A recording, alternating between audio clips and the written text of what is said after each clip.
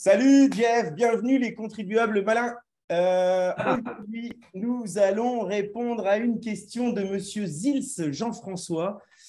Juste avant de te présenter, Jeff, je voudrais juste montrer en 2 temps 3 mouvements la question à laquelle on va répondre aujourd'hui. Normalement, vous voyez mon partage d'écran. Voilà, j'avais fait une publication sur LinkedIn et Jeff nous a apporté une suggestion que j'ai trouvée absolument géniale. Il nous a demandé, et si tu nous expliquais les commissions de mouvement des banques, comment limiter, mieux supprimer ce racket organisé sur nos comptes courants? Alors, ben voilà. Jeff, Oui. allez, vas-y. T'es qui, toi, Jeff? Moi, J'adore. Jeff, pour les intimes et les gens que j'aime bien, et Jean-François Zils, je dirige un cabinet de conseil et de formation en management et en motivation. Voilà, donc depuis presque une trentaine d'années, un peu moins maintenant. Donc, je suis plutôt spécialisé en mode je dirais motivationnel, relationnel dans les entreprises, et donc plutôt cerveau droit pour les connaisseurs.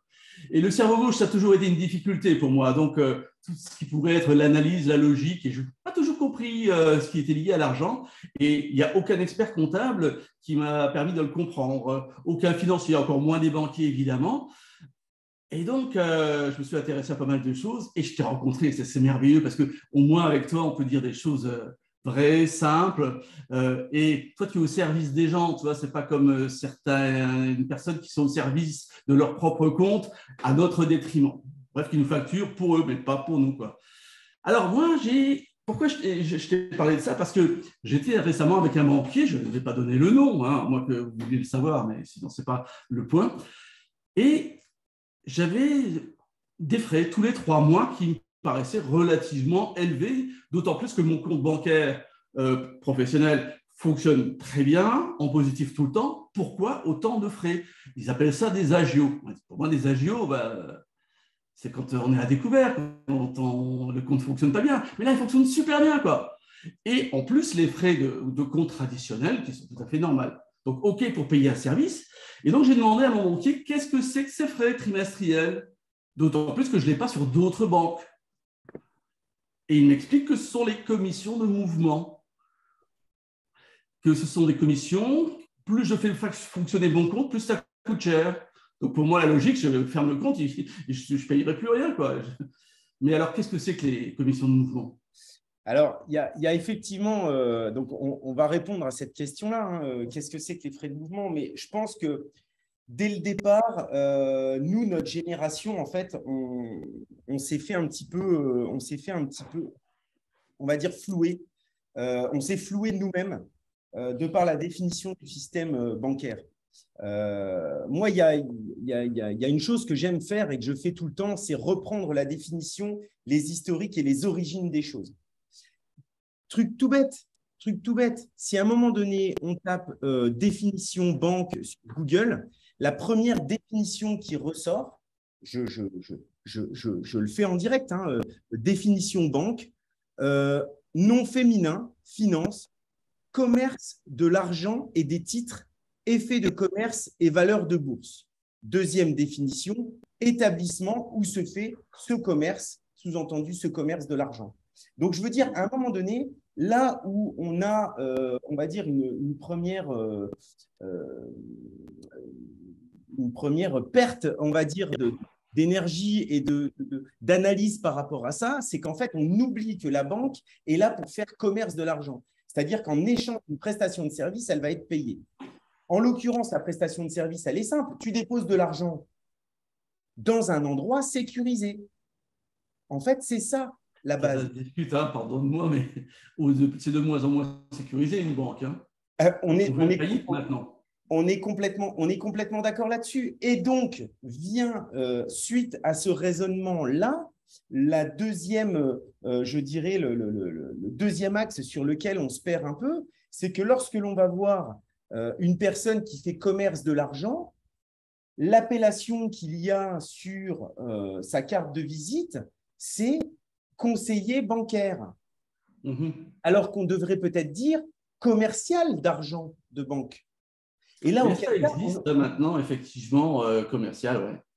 Donc, donc les commissions de mouvement de banque, qu'est-ce que c'est? En fait, c'est tout simplement une prestation de service. On t'autorise de faire un paiement d'un côté par rapport à l'autre et de sécuriser ces traitements-là. Et en échange, on va dire, de cette sécurisation ou pseudo-sécurisation, on a des frais. Après, il y a plusieurs typologies de banques.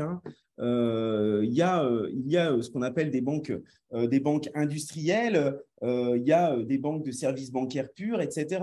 Donc, moi, je vais aller à l'essentiel. Aujourd'hui, la première question à se poser, et c'est ce qu'on se dit toujours, notamment quand on fait de l'organisation patrimoniale, de la gestion de patrimoine, moi, je dis toujours, reprenez le contrôle de votre vie, de votre patrimoine, de votre argent. Et pour reprendre le contrôle, il faut comprendre ce qu'on fait. Et donc, la compréhension est la base. Donc, à partir du moment où on va comprendre ce qu'on fait, on va tout de suite mieux définir nos objectifs. Moi, je vous donne un exemple. À titre perso, j'ai une banque. À titre pro, j'ai une banque. Et ce ne sont pas les mêmes, elles n'ont pas les mêmes utilités et donc elles n'ont pas les mêmes frais. Si vous êtes une personne qui a simplement besoin de percevoir un salaire ou une rémunération, peu importe telle qu'elle soit, vous n'avez pas besoin de chéquier, pas besoin de découvert, juste une carte bleue. Fortunéo. Je ne travaille pas pour eux, je ne travaille pas pour eux, mais aujourd'hui, ça doit faire 14 ou presque 15 ans qui sont aujourd'hui réputés comme étant la banque la moins chère de France, c'est Boursorama Banque. Boursorama, ouais. C'est Boursorama Banque. Si vous voulez, on vous mettra un lien, vous irez cliquer dessus. En plus, à l'ouverture du compte, vous avez, en fonction du système de parrainage, vous avez un petit billet qui tombe entre 80 et 150 euros, en fonction, en fait, on va dire, de la dynamique. Vous avez une application, une carte bleue. Vous avez accès à vos comptes de n'importe où. Vous enregistrez un RIB. Vous pouvez faire un virement dans la foulée. Alors qu'aujourd'hui, sur une banque de dépôt traditionnelle, vous avez 48 à 72 heures avant de faire le premier virement.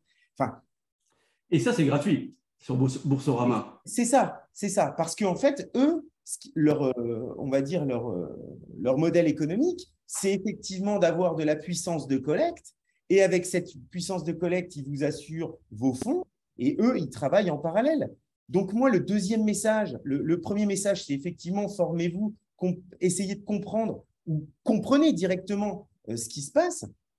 Mais il y a un autre message derrière ça, c'est devenez votre propre banque.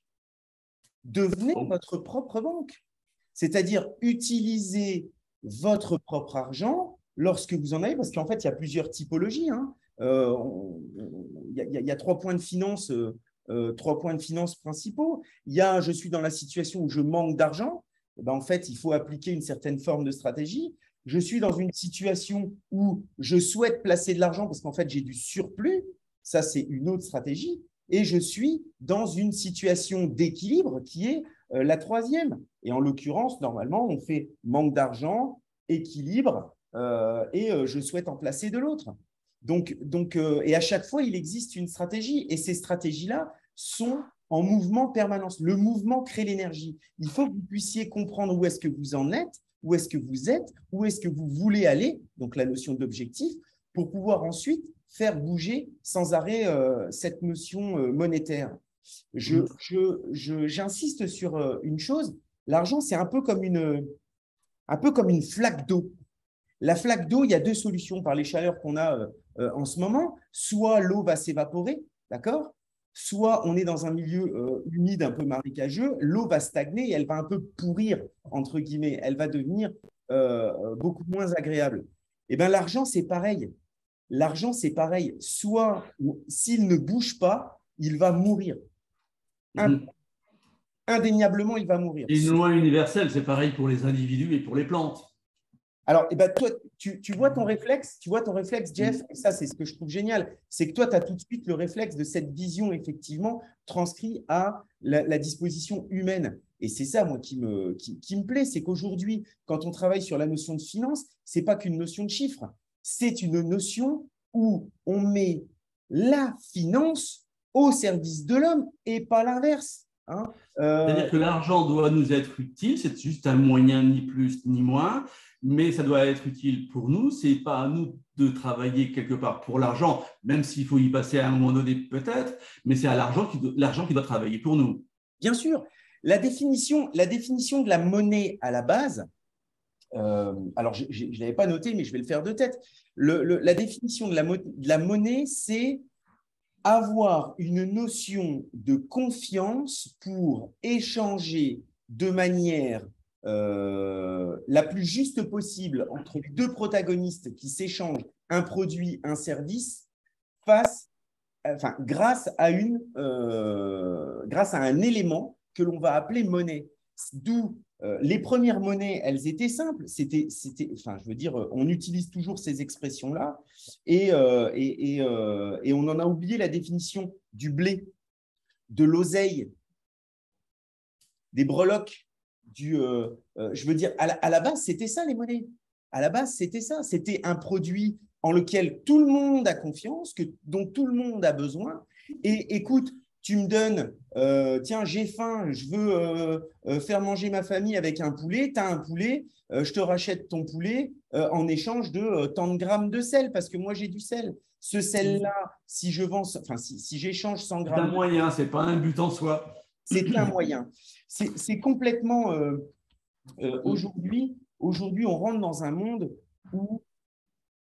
et pourtant, moi, je suis dans un monde, on va dire, où on parle de capital, on parle d'argent, etc. Mais ce qui est important, je pense, à la base, et avec nos clients, c'est là-dessus qu'on travaille, c'est de pouvoir établir son propre point d'équilibre, de bien-être entre la notion d'utilité, d'utilisation de cette notion d'argent, qu'est-ce que je vais en faire, pour quand, pour combien, par rapport à une notion de train de vie. Et oui, en fait, c'est tout à fait différent. Et ce qui se passe bien souvent, enfin moi, j'ai fait toutes les erreurs qu'il fallait faire en termes d'argent. Je pense que je suis un modèle en ce sens-là. Mais ouais. Donc, je peux vous donner tous les conseils que vous voulez sur tout ce qu'il ne faut pas faire. Parce qu'effectivement, beaucoup de gens effectivement travaillent pour gagner de l'argent, mais ne se préoccupent pas de leur argent parce qu'ils pensent que l'argent c'est juste une rémunération, un salaire, une paye, enfin quelque chose. Alors que c'est totalement faux. Ça c'est un moyen peut-être d'en collecter, mais c'est pas s'occuper de ses finances. Et à partir de là, si on s'en occupe pas, il s'agit des hommes, il s'agit des femmes. Je pense notamment à des femmes, par exemple d'artisans, qui sont pas occupées de l'argent parce qu'elles ont travaillé même gratuitement pour leur conjoint. Et puis après, c'est sauvé, quoi. Pour prendre plus jeunes, elles se sont retrouvées dans la misère parce qu'elles ne sont pas mises au centre de leur préoccupation, l'argent. Et donc, il faut peut-être parfois retravailler sur son lien avec l'argent, sur sa propre définition, parce que l'argent, certains pensent que c'est sale, d'autres pensent que… Enfin, il y a tellement d'idées là-dessus, alors que ça doit être un moyen qui doit nous permettre simplement de vivre bien et heureux, quoi. C'est ça. Il y a quelques semaines, on a… j'ai une amie qui est coach taoïste qui m'a demandé de faire une interview justement avec un professionnel. Donc, en l'occurrence, le professionnel, c'est moi. Et on a échangé sur le rapport à l'argent. C'est hyper important parce qu'en fait, c'est ce qui va définir la base de ton raisonnement. Alors, une fois de plus, je pense que… Et c'est mon point de vue, ça n'engage que moi. D'ailleurs, si des gens regardent cette vidéo et ne sont pas d'accord là-dessus, je suis tout ouvert, mettez des commentaires. Parce que pour moi, ça fait partie des éléments de base, d'accord, on va dire, à éduquer. On va parler vraiment d'éducation financière et notamment chez nos enfants, chez la nouvelle génération ou génération passée pour ceux qui ne l'ont jamais eu. Parce que je suis désolé, mais aujourd'hui, au quotidien, le rapport à l'argent dans le monde dans lequel on vit est essentiel.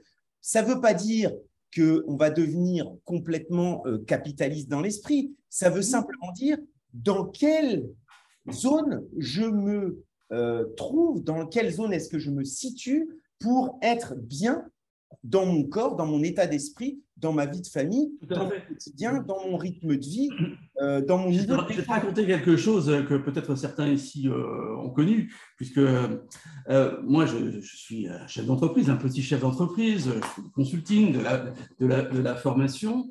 Et donc, j'ai eu des experts comptables, j'ai eu des bilans, etc.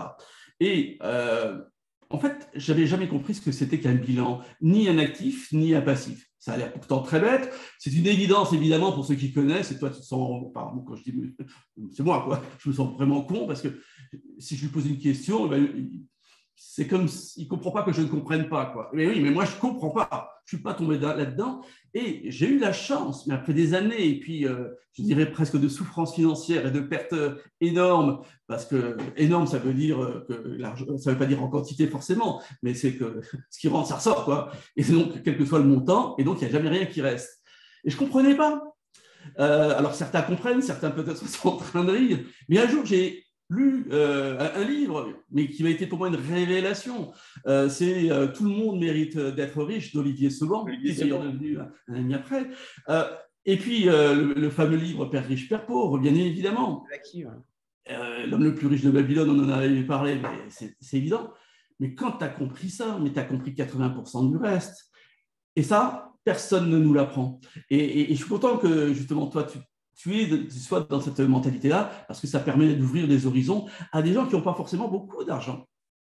Mais alors, c'est ça le truc, c'est que j'en parlais tout à l'heure, j'ai fait un petit schéma, faudrait presque que je le refasse au propre, mais parce que je travaille beaucoup moi, avec des schémas. Et en fait, sur la partie finance, comme je disais tout à l'heure, il y a trois parties. Soit je suis en manque d'argent, soit je suis au point d'équilibre, soit j'en ai un peu plus et donc je souhaite en placer. Un peu plus ou beaucoup plus, parce que beaucoup plus, ça fonctionne aussi. Et il y a des choses parce que donc, mon cabinet a 20 ans cette année. Moi, j'ai 43 ans, j'ai eu la chance d'avoir démarré jeune et on a pu tester des choses. Et notamment, la plus grosse des problématiques, c'est quand on est en manque d'argent, c'est-à-dire qu'à un moment donné, on se retrouve à avoir ce qu'on appelle un déséquilibre. On adopte tout de suite ce qu'on appelle, donc dans la partie manque d'argent, j'insiste bien là-dessus, on adopte la partie de la technique de l'enveloppe. Et bizarrement, c'est une technique que moi, j'ai utilisée quand j'étais en études sup, c'est-à-dire que j'ai fait mes études, mais comme tout le monde, moi, mes parents m'avaient alloué un budget. Ce budget-là, ben, j'ai fait des études par alternance.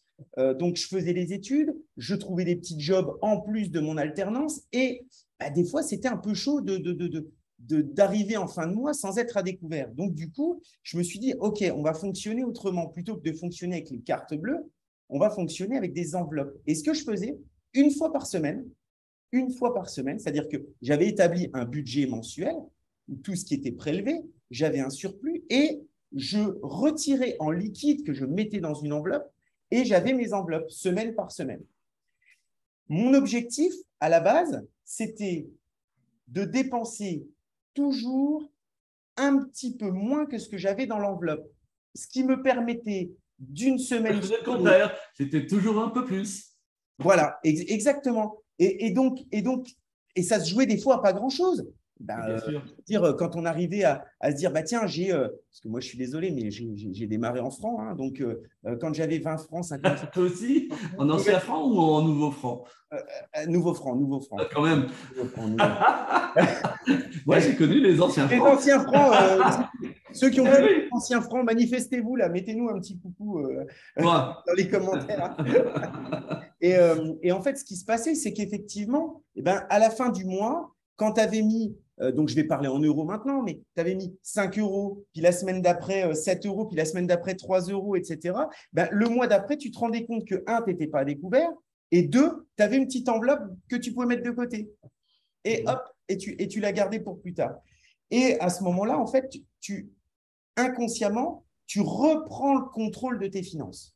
Et ça, c'est hyper important de reprendre le contrôle de ses finances parce que c'est ce qui permet, à un moment donné, de libérer une espèce d'épée Damoclès qu'on peut avoir au-dessus de la tête. Vous savez, quand on sait jamais, quand on a des trucs à faire puis qu'on ne les note pas, c'est comme quand tu vas te coucher puis que tu as plein de trucs qui ruminent. Bah, truc et astuce, hein. Prenez juste un carnet. Vous allez voir comme vous écrivez super mal quand vous êtes à moitié endormi, mais que vous pensez à un truc et que vous le notez sur le carnet. Mais par contre, vous écrivez mal, mais qu'est-ce que vous dormez bien? Parce que derrière, vous allez pouvoir évacuer. Ben là, c'est pareil avec la notion de finance. On va pouvoir tout de suite évacuer cette pseudo-problématique. Et ce qui se passe, c'est que derrière, on rentre dans une stratégie d'objectif qui correspond à une personne. Si on manque d'argent, il y a deux solutions. Et il n'y en a que deux. Soit je dépense moins, soit je gagne plus. Ouais. Voilà. Et Ouais. ça c'est un trait de caractère qu'il faut essayer de découvrir, même chez les ados aujourd'hui. Il y Là, a moi, quelques principes de base à connaître que très peu de gens en réalité connaissent. Et donc, on ne peut pas en fait prendre les bonnes décisions. On ne peut pas discuter avec un banquier. On ne peut pas discuter avec quelqu'un en finance parce qu'il en connaît plus que nous et puis il jette des étoiles dans les yeux. Alors qu'en réalité, quand on a quelques bribes simples et élémentaires, ça change tout. Et un conseiller qui est vraiment un conseiller à notre service, non pas à son propre, au service de son propre porte-monnaie, quoi. j'ai adoré, là, c'est marrant, je rebondis sur ce que tu dis, mais euh, euh, hier matin, j'ai eu un de mes clients au téléphone et il me dit, ah, écoute, c'est super, la stratégie qu'on a mis en place, etc. Bon, euh, attends, que je ne dise pas de bêtises, quasiment 10 mois d'élaboration pour commencer à assouvir à quelque chose déjà. 10 mois d'échange. Donc, on a travaillé sur sa stratégie et il me dit, OK, c'est bon, bon ben, on passe à la phase 2. Je lui dis non. Je lui dis non, non, non, non, non, on ne passe pas à la phase 2. Non, non, on ne passe pas à la phase 2 pour la simple et bonne raison que tant que tu n'as pas vécu la stratégie numéro 1, c'est-à-dire l'avoir ressenti, l'avoir géré au fur et à mesure, on ne passe pas à l'étape 2. Tranquille, on y va. Ce qui, sincèrement, financièrement, ne m'arrange pas. Hein. J'aurais préféré dire, OK, c'est bon, on enchaîne phase 2, etc. Et puis, bah, moi, ça me génère tout de suite du volume et du chiffre d'affaires. Mais l'objectif, là, il est que les gens puissent ressentir leur propre solution. Il faut que leur solution soit là, même pour Et eux, puis la leur. cohérente avec La notre leur. propre personnalité, nos propres valeurs. Et Voilà. ça, c'est important. On n'a pas tous le même rapport, les mêmes besoins, les mêmes envies. Quand je dis la même, c'est la même entre leur mode de fonctionnement et que ce soit transcrit dans leur système de finance et de capitalisation et que ce soit en phase avec leurs objectifs. Il faut qu'il y ait en phase, il faut que ce soit le un, il faut que ce soit un tout. Si on arrive à un tout, enfin, je veux dire, ils vont vivre quelque chose où ça va être du bien-être. Tu vis quelque chose de bien-être quand tu es en phase avec toi-même. C'est comme quand tu choisis une voiture, un véhicule, etc. Tu as l'alignement entre le prix, ce qu'elle représente, la couleur et les véhicules. C'est pareil. Et tu vois, tu parles de ça, mais là, ça me fait penser plus à mon métier en termes de management, de motivation, d'accompagnement du succès humain, qui n'est pas forcément le côté financier. Mais c'est qu'effectivement, bien souvent, il y a des gens qui sont stressés parce que, et je l'ai connu vraiment, il y a un manque d'argent qui est réel, avec des difficultés financières réelles. Et c'est là qu'il y a le stress. Mais en fait, le stress ne vient pas d'un manque d'argent, mais il vient du manque d'idées, de pouvoir trouver des solutions à ce problème. Et donc, si le stress vient quand on a l'impression qu'on n'a pas la main, la maîtrise. Mais quand on se dit, OK, je suis dans la merde, mais grave, d'accord, mais je sais que je peux m'en sortir et en plus, j'ai un plan pour pouvoir m'en sortir, on n'est plus stressé. On est toujours dans la misère, hein, mais il y a quelque chose qui change. Et c'est là qu'encore une fois, il est fondamental d'avoir quelques bases. Je reviens dessus parce que pour moi, ça m'a sauvé, quoi. Et puis d'être bien accompagné, bien évidemment. Bien sûr. Là où ce qui va faire la différence, il y a deux choses. Il y a effectivement l'action, le mouvement. Hein, on le disait tout à l'heure, qui va créer l'énergie. C'est déjà, en fait, c'est quasiment des phases de deuil, quoi. Accepte qu'à un moment donné, et je suis désolé pour ceux qui entendront ça, mais accepte qu'à un moment donné, tes actions n'aient pas été hyper positives. Par contre, ne t'en veux pas à toi-même. Tu as fait du mieux que tu as pu à un On instant. a le droit de faire des conneries. Mais on a le droit aussi de les résoudre. Et passer à autre chose. Et de les utiliser comme un tremplin pour pouvoir passer à notre système. Alors, je dis encore un point, mais c'est comme on s'adresse aussi à des gens qui ne sont pas forcément des financiers. Moi, en tant que non-financier, j'avais même, comment dire, un rejet quasiment de tout ce mode de fonctionnement. Parce que je dis, c'est pas pour moi, c'est pas pour peu importe. Jusqu'au moment où, effectivement, je me suis rendu compte de l'importance, parce qu'on vit dans ce monde-là, ou bien on en change, mais et de dire, mais attends, finalement, c'est important, ça doit faire partie de mes priorités pour m'améliorer. Et au fond, c'est vachement simple. Il y a des gens qui veulent faire en sorte que ça nous paraisse complexe. C'est leur business. Mais ce n'est pas vrai. C'est super simple.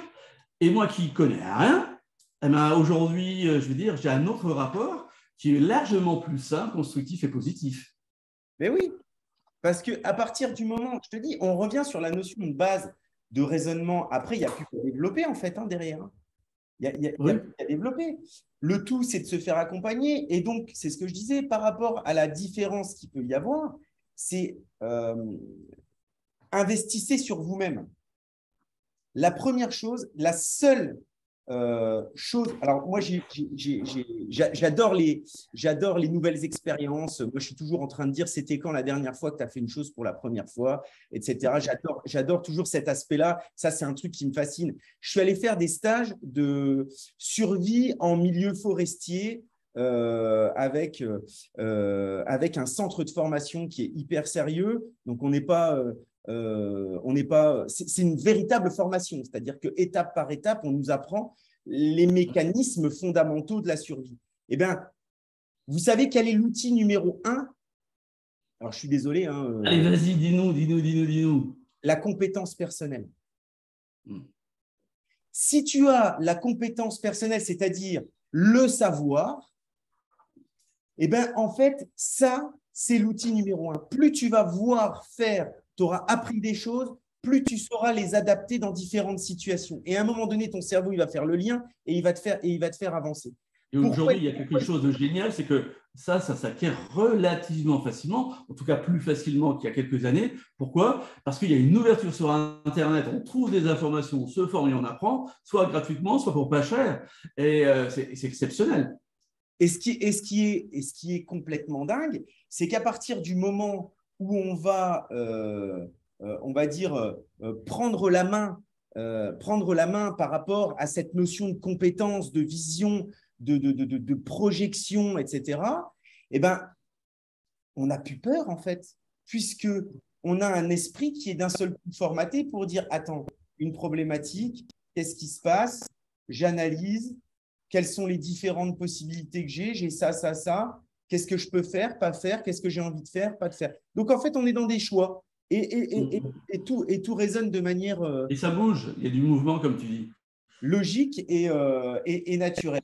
Et ce qui est… Je te rejoins, Morgane, je te coupe la parole parce que c'est vraiment un point qui est majeur. Moi, je l'enseigne depuis des dizaines d'années, mais et je sais par expérience que c'est très peu de gens qui le font. Mais le premier investissement, comme tu le dis avec justesse, c'est un investissement sur soi pour pouvoir se connaître, pour pouvoir apprendre des choses sur soi-même, pour être bien avec soi-même. Et après, plus des compétences sur d'autres domaines qui nous intéressent, dont notamment la finance.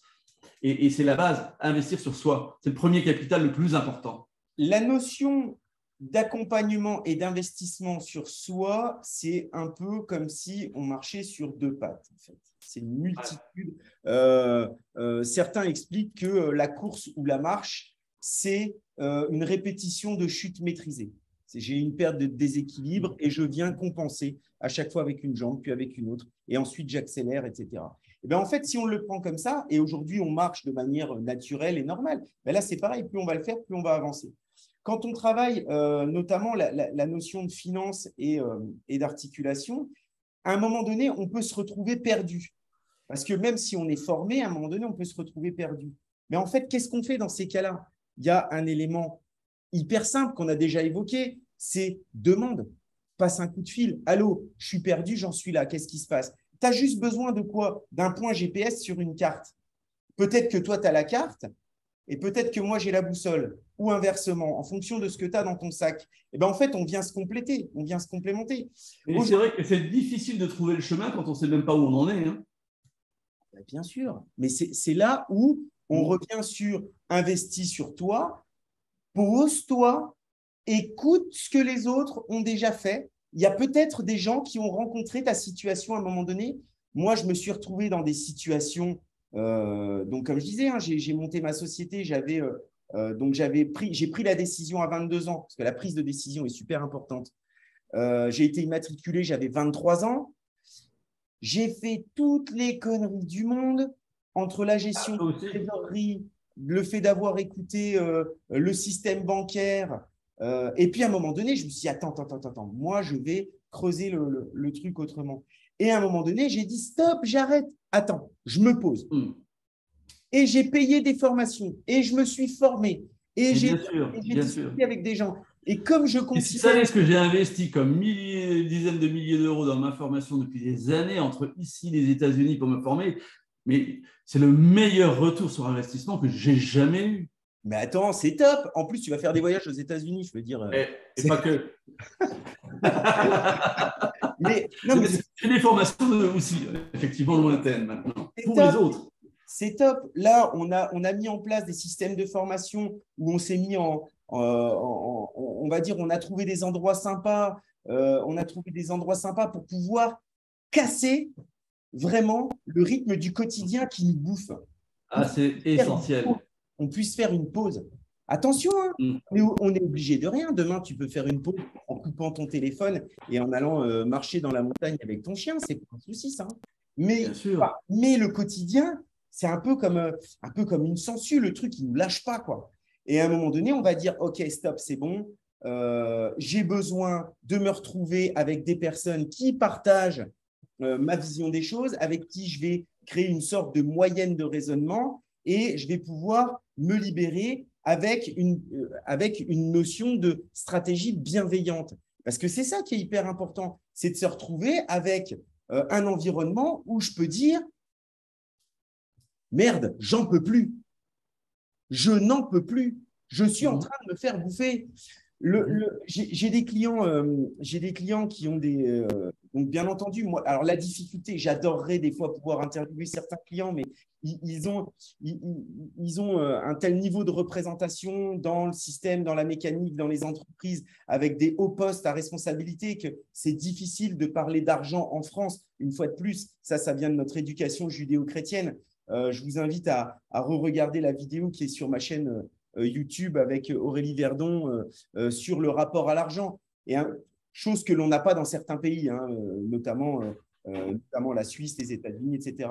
Et ce qui est magique là-dedans, moi, je leur pose toujours la même question, mais je dis, mais pourquoi est-ce que vous me posez la question à moi? Vous avez certaines très grosses banques qui sont juste à côté de chez vous, des banques privées, etc.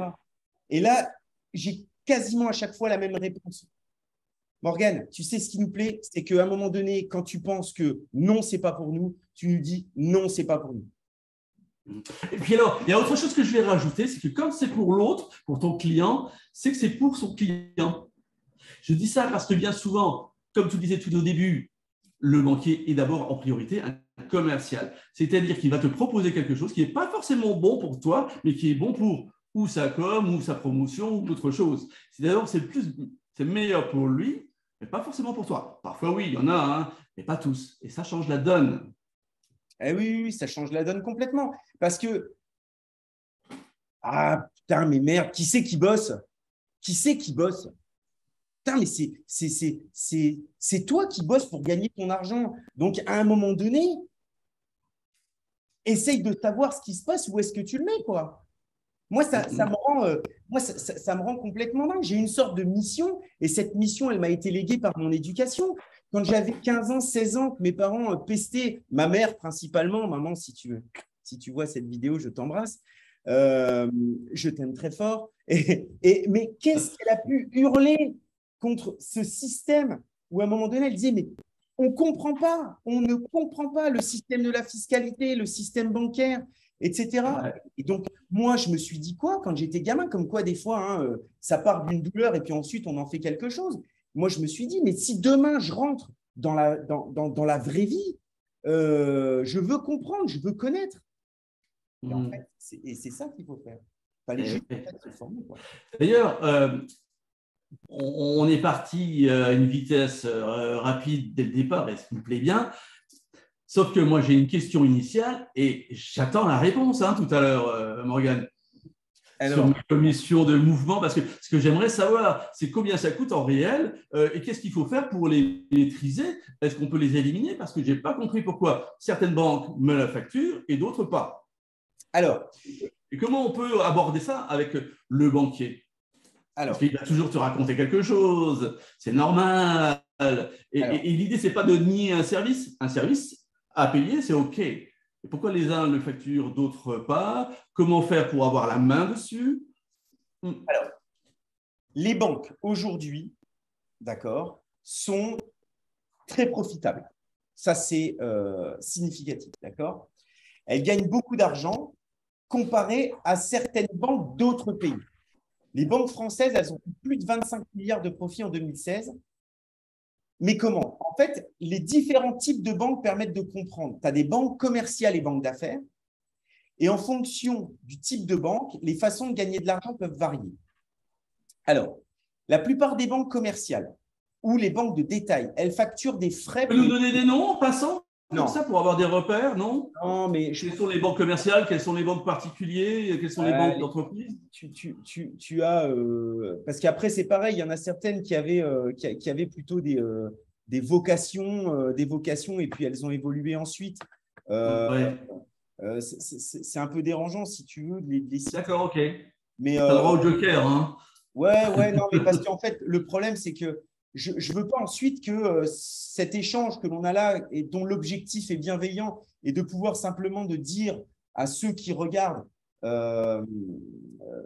vous avez des possibilités pour reprendre les choses en main et je n'ai pas envie que ce soit mal interprété de l'autre côté. D'accord, ouais, bien sûr. Ils tirent à boulet rouge sur des banques. Non, je préfère parler d'un point de vue général. On les connaît de toute façon, les plus grosses banques. Donc voilà. Donc, en fait, ce qui se passe, c'est qu'on a donc plusieurs systèmes. Les banques commerciales, ou ce qu'on appelle les banques de détail, en fait, elles facturent des frais pour les différents services qu'elles proposent à leurs clients.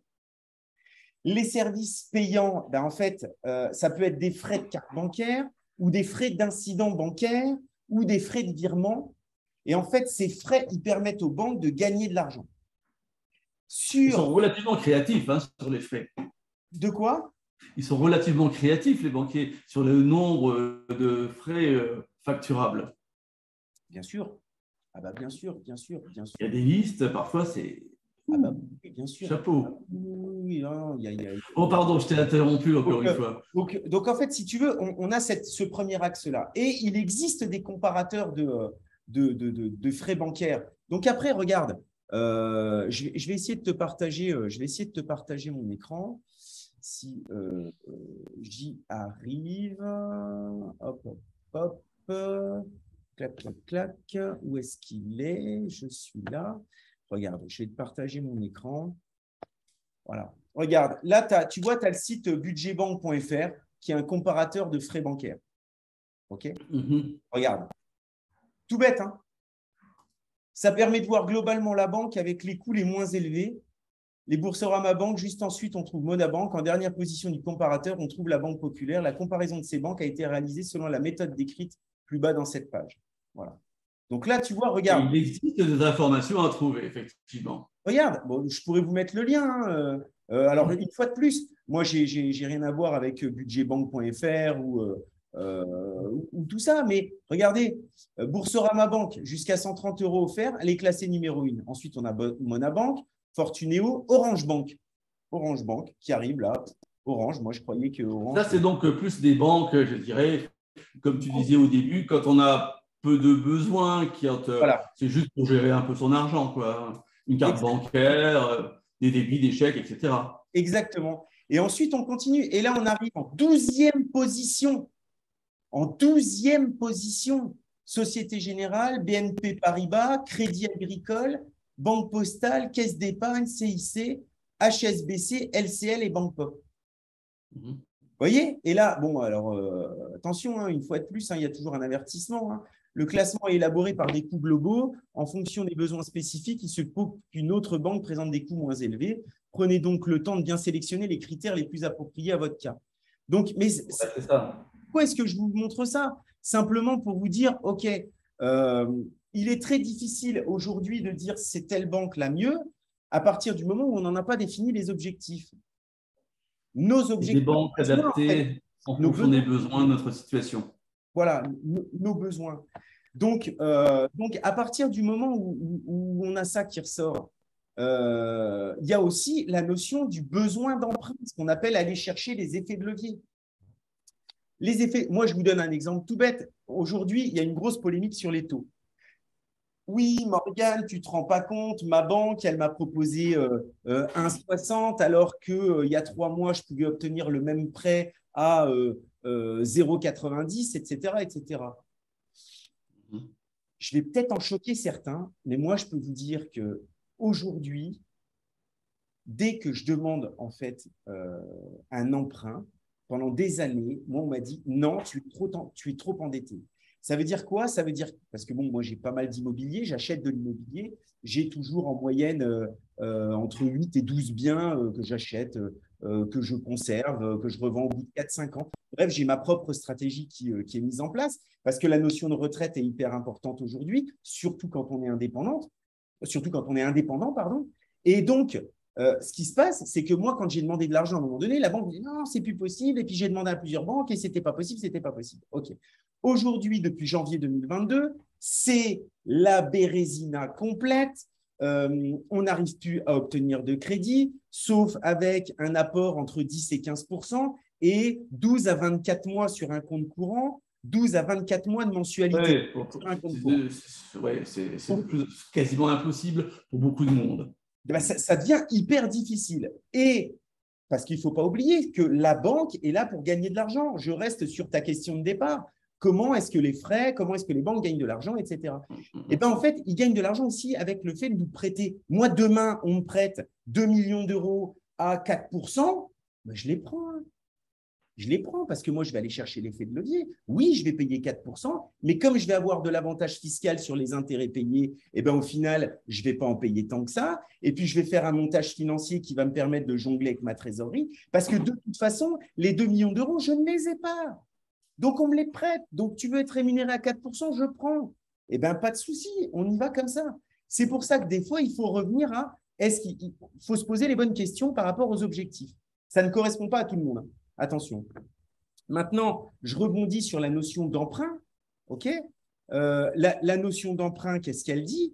Eh bien, en fait, elle nous dit tout simplement qu'à partir du moment où les banques veulent gagner de l'argent, elles peuvent en gagner en prêtant de l'argent qui provient d'un côté des dépôts de ses clients. D'accord? C'est-à-dire que toi, quand tu vas déposer quelques centaines ou quelques milliers d'euros, ben, accumuler, ça fait beaucoup d'argent. Et donc, ils vont prêter en parallèle. Et eux et la banque, ensuite, empruntent à un système interbancaire de l'argent. Et ensuite, la banque fait payer un taux d'intérêt supérieur au client à qui elle prête de l'argent. La différence entre les deux taux représente la rémunération de la banque. Donc, quand je dis « devenez votre propre banque », devenez votre propre banque. Ben ouais, carrément, il n'y a pas photo. Devenez votre propre banque. C'est-à-dire, allez trouver la notion qui va vous permettre de faire votre propre emprunt. Alors, comme une piste, par exemple, pour devenir son propre banquier, ça pourrait être quoi? Parce que c'est… ça dépend on ne décrète pas d'être son propre banquier. Non, mais ça dépend du montant initial. D'accord, ça va être la première chose. Et ensuite, ça dépend de ton niveau dans ton avancée, de ta chronologie d'investissement et patrimoniale. Une chronologie patrimoniale, elle est naissante, croissante ou mature. D'accord? En gros, ce qu'il faudrait normalement dans la vie du quotidien, l'idéal, ce serait d'avoir de l'argent quand on démarre dans la vie, puisque c'est là qu'on a besoin d'acheter une maison, c'est là qu'on a besoin d'entreprendre, etc. Donc, quand je dis devenez votre propre banque, c'est aussi peut-être créer des stratégies familiales. Créer une stratégie familiale, c'est de dire, OK, les parents en sont là, les enfants en sont là, les grands-parents en sont là. On n'en est pas au même stade. Qui veut faire quoi, comment? OK, donc je vais aller utiliser des effets de levier, de la transmission anticipée ou des choses comme ça pour pouvoir aller donner de l'argent, mais tout en formant la nouvelle génération en disant « je te donne de l'argent, non pas pour que tu ailles les dépenser dans la dernière voiture qui vient de sortir, puisqu'on sait très bien que dès que tu… » Ça, c'est une dépense, ce n'est pas un investissement. Voilà, tu es dans une dépense, tu n'es pas dans un investissement. Et en fait, on vient combiner la notion d'éducation financière avec la notion du système bancaire interpersonnel et familial. Ce qui fait qu'à un moment donné, si la banque demande 15, 20, 30% d'apport, eh ben en fait, peut-être qu'en se réunissant à une famille ou deux familles, puisqu'en fait, on rentre dans une notion d'unification où les règles sont très, très clairement établies, où il n'y a pas de tabou par rapport à l'argent et où il faut accepter aussi qu'il y ait des erreurs qui soient faites. Mais si normalement le niveau d'éducation est suffisamment important et qu'on est sur des piliers relativement, je dirais, sécurisés type immobilier, on n'a pas trop de problèmes. Et ça, nous, oui. Et ça, ce sont des réflexions. Moi, j'ai vu mes enfants qui imaginaient qu'on puisse aussi, à un moment donné, quand ça peut être réalisé, de se mettre ensemble pour acheter effectivement des biens, ne serait-ce que même pour pouvoir avoir son propre logement. Et il y a des manières de faire qui, finalement, coûtent moins cher que de se débrouiller tout seul. On travaille ensemble. Et en plus, connaître les ficelles. Il y a des aides, des facilités. Enfin, là, il faut s'adresser à des gens qui le connaissent, bien évidemment. Et parler des peurs et parler des craintes.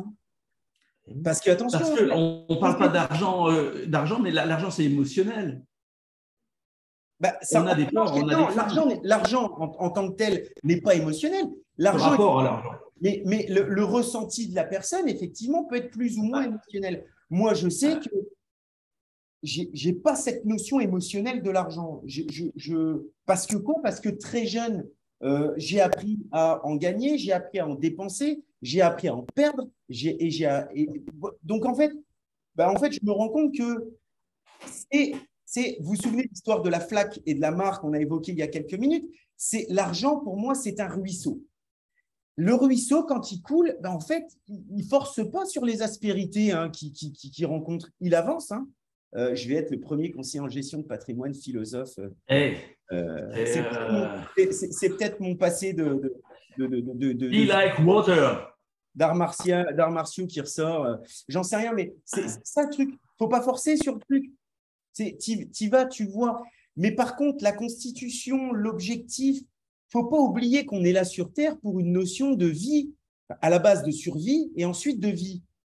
Plus tu te rapproches de la vie et du confort, plus en fait tu as réussi à obtenir quelque chose qui te met bien.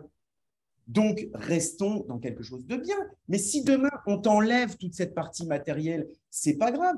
Moi, j'ai eu une chance extraordinaire. Ça a été d'être… Donc, je suis fils d'immigrés, sicilien pied noir. Et à un moment donné, cette éducation que j'ai eue, mon père est le cinquième d'une fratrie de 10 enfants. À un moment donné, il me dit, mais Morgane, on n'avait rien au départ quand on est arrivé. On a travaillé pour obtenir. Donc, si tu travailles et que tu te lèves chaque matin et que tu fais du mieux que tu peux, même si à un moment donné, il y a quelque chose qui fait qu'on t'enlève tout, le savoir que tu as, on ne pourra jamais te l'enlever. Et donc, tu pourras recommencer 2 fois plus vite. Et voire 10 fois plus vite. La vraie vie commence quand on a attaqué la deuxième. Je ne connais plus le terme exact, mais effectivement, la vraie vie commence quand on a eu des difficultés avec la deuxième vie, quoi, quelque part. Effectivement, de se rendre compte qu'on est là. Moi, aujourd'hui, j'ai 2 enfants, l'un préado, l'autre ado. On rentre dans des problématiques de raisonnement où aujourd'hui, on a l'impression que tout leur est dû. Ah, tiens, ils sont derrière là.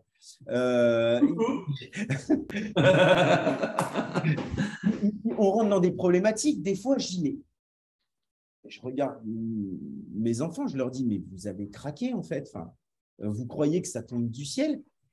Et j'ai eu une réflexion, et non, ça ne vient pas des miens, c'était des enfants d'amis, qui à un moment donné dit mais si papa, on peut avoir de l'argent autant qu'on veut, tu mets la carte dans un distributeur. Magique. Prise de conscience. D'un seul coup, je me suis dit, mais oui, qu'est-ce qu'il voit le gamin, lui? Il voit que tu mets un bout de plastique dans une fente et dans une machine avec un écran, tu cliques 3 fois et tu as des billets qui sortent pour acheter des glaces. Lui, il se dit, prends ta machine et vas-y plusieurs fois. Il n'y a pas la notion d'impact de travail. Et donc, ça vient par quoi? Ça vient par l'éducation. Oui, alors il y a pas mal de rapports à revoir, effectivement, parce qu'il y a une notion de tout de suite et facilement, sans effectivement payer le prix d'un effort. Et il y a des choses à faire pour obtenir quelque chose, et parfois, ça peut prendre un peu de temps. Et voilà. Ça, parfois, effectivement, pour certaines personnes, ça peut être zappé. Donc c'est pour ça, quand tu nous dis, si tu nous expliquais les commissions, je reprends ton poste en direct là, si tu nous les commissions de mouvement des banques et comment limiter, mieux supprimer ce racket organisé sur nos comptes courants.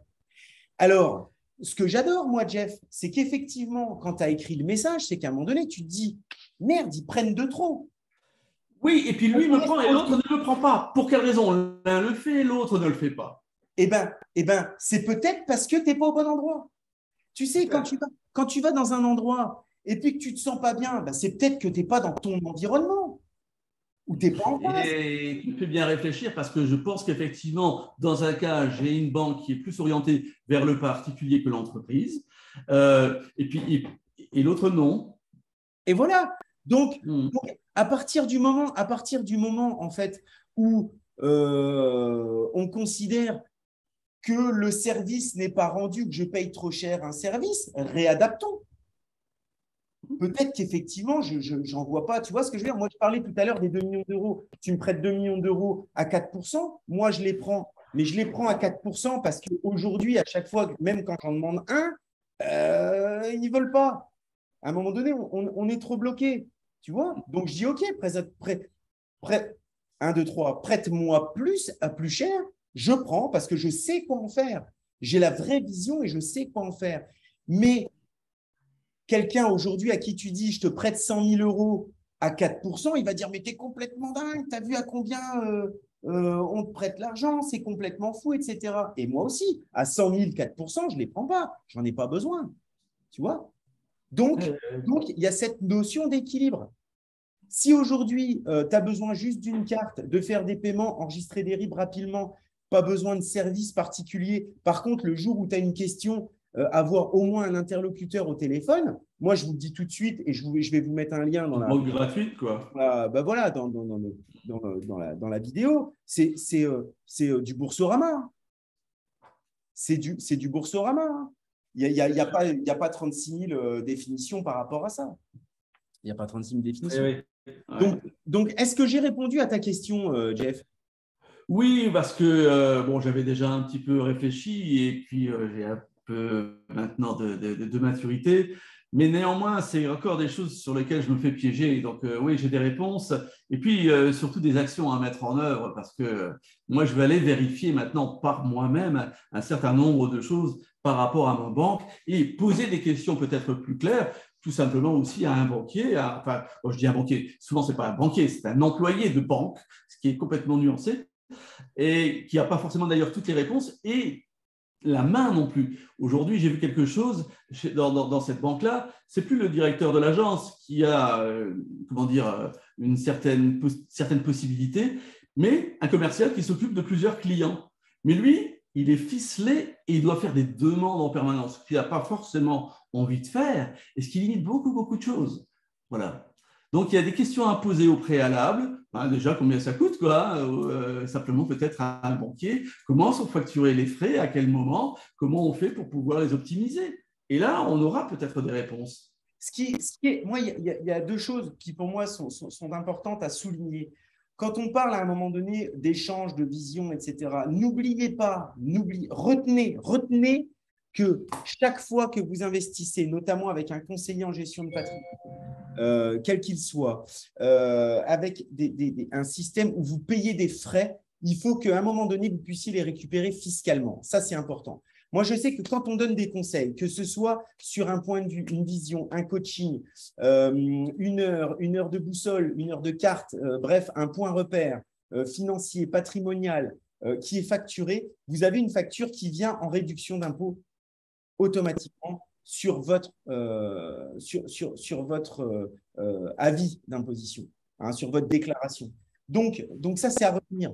Ensuite, ce qu'il faut retenir, c'est les trois situations de la partie finance. Soit vous manquez d'argent et donc, effectivement, il y a des techniques où vous allez commencer déjà par investir sur vous-même pour pouvoir maîtriser et reprendre le contrôle de ça.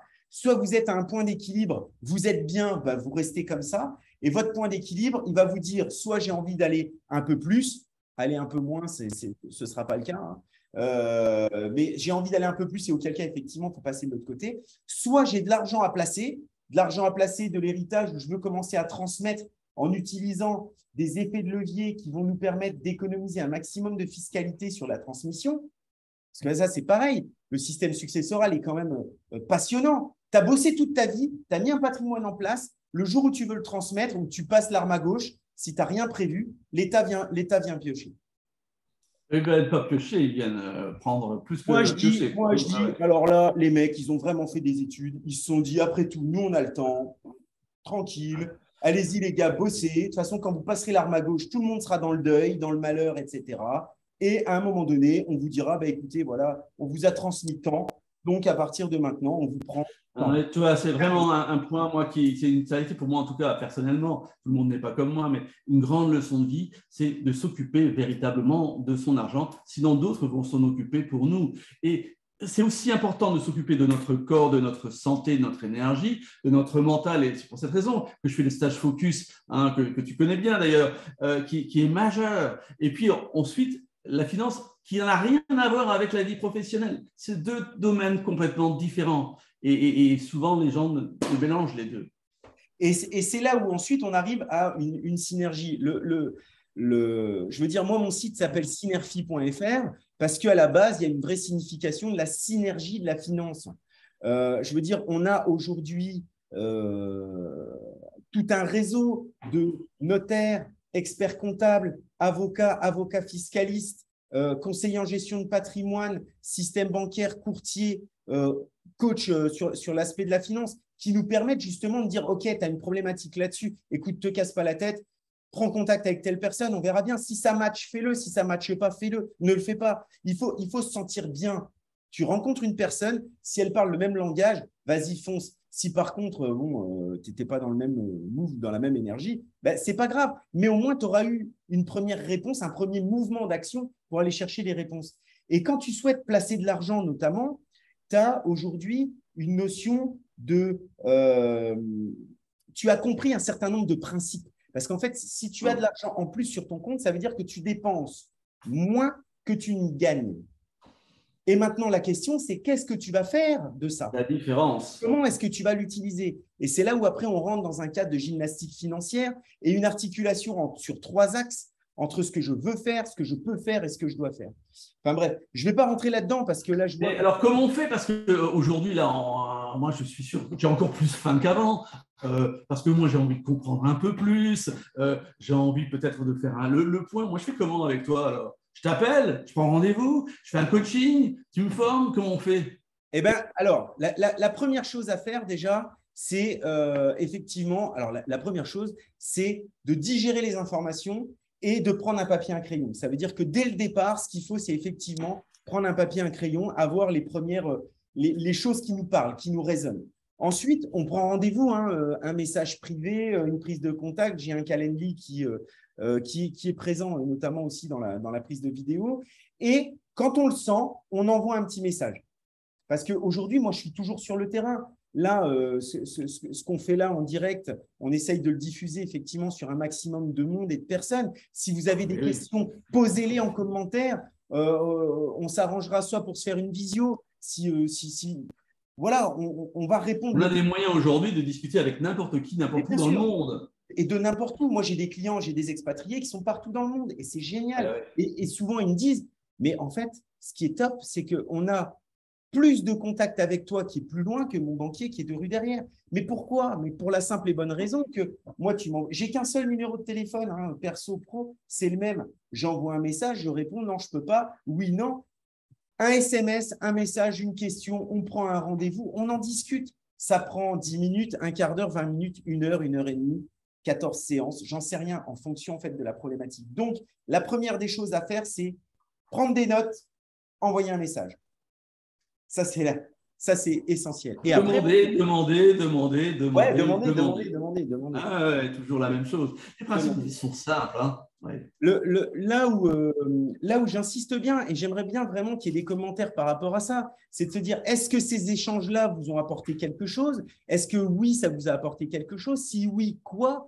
Est-ce que vous avez d'autres questions? Mettez-les en commentaire. Et moi, ça m'intéresse aussi. Parce que moi, je viens d'avoir une idée, alors je ne sais pas si je peux l'évoquer ici, mais tant pis, je m'en fiche. Je vais le dire. Tu sais que le fameux stage Focus qui change la vie aujourd'hui, où on travaille vraiment sur l'attitude orientée, de se sentir bien et succès que je diffuse, et il est vraiment, comment dire, sur le plan psychologique, tu le connais, puisque tu l'as fait il y a de nombreuses années déjà.